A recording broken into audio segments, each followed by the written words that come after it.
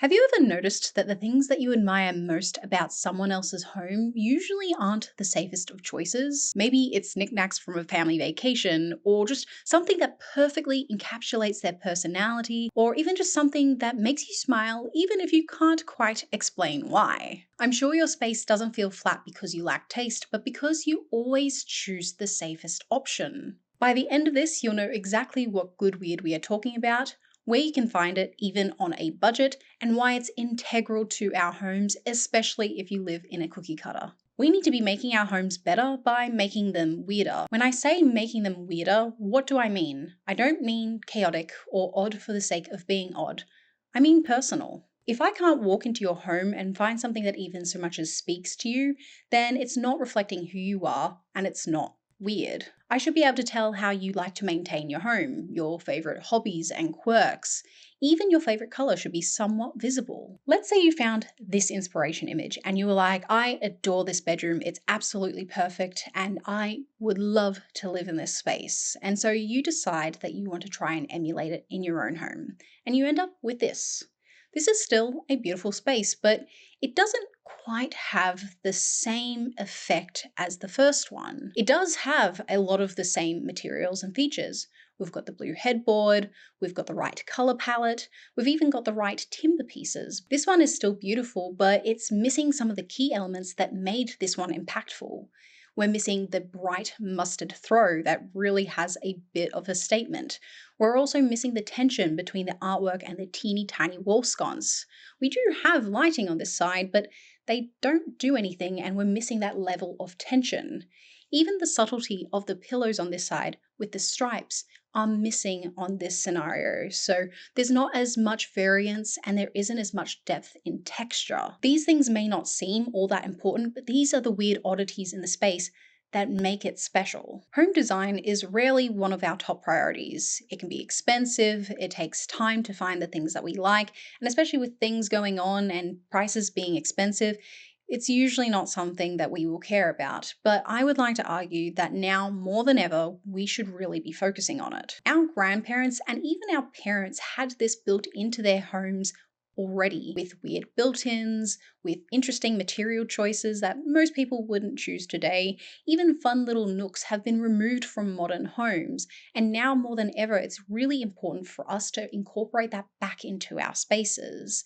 Because although we can live in a grey box temporarily, it does do something to our psyche. And if we don't have things that surround us that make us happy, that give us inspiration and show us that our home is ours, we end up feeling a little depressed inside, whether we want to admit it or not. Color is one of the easiest ways to start incorporating your personality into your space that doesn't feel as intimidating. And I am not suggesting that we just go for an accent wall. Doing that is only doing half the job. Instead, what I would recommend doing is think about some of your favorite colors that you enjoy and see if you can incorporate them into your space. Instead of thinking about an accent wall, maybe you get some green bedding because you love walking in the forest near your house and it reminds you of that. Perhaps you choose a blue sofa because you've always loved the color blue and you know that you're not going to change your mind about that. Maybe you'll decide to paint your bedroom an off black so it finally feels dark enough to actually sleep in there. The goal with this is to replace one item in your home that could have been a safe choice into something that you do genuinely like. And you do not need to go overboard with this and only ever choose red decor from now on. You just have to switch something out that could have been safe, but you decide to take the step in the right direction to make it just that little bit weirder and that little bit more personal. Having a home with personality means making a commitment to something that maybe goes against the grain, but makes you feel something. And choosing a color and incorporating that into your space instead of something safer is a great place to start. You might have 30 figurines all clustered on a tiny IKEA shelf. And although you love those pieces, you're not really showcasing to yourself or the world that these are prized possessions. Take the time to actually look and see other ways to display them, because then you can actually make a feature out of them rather than just this weird clutter that you have in the corner of your room. There are some fantastic options on how to display some of your favorite pieces that you can find online that, yes, takes a little bit more time and effort to set up, but does a whole lot more for your space and also how you feel about the items that you do have. And please stop purchasing fake decor, whether that be the faux books, the random ropes, or those little spheres that sit in a random bowl that do absolutely nothing. Having filler decor dulls our experience in our space because it means nothing to us. Yes, you may have a space that looks like a showroom because it's all neutral, but is that all that you really want to be known for? You are a unique person with a unique story to tell, so having items in your space that do tell a story are integral into having a weird but personal home. And it doesn't have to be expensive either to find yourself some decor that actually has a little bit of personality and feels more like you rather than these big box stores.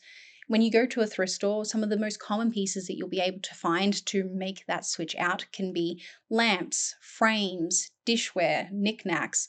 Even just a blanket can sometimes be found in these spaces that'll give you a great starting point. Once you make the commitment to personalize your home, you might end up getting stuck in the design rule weeds. And although design rules are very beneficial to help you with cohesion and understanding balance, rules are made to be broken. Having a play around with pieces ends up making a space feel more unique and isn't as structured. And the best way to do this is simply by playing around in your space, moving things around and just seeing what it might look like.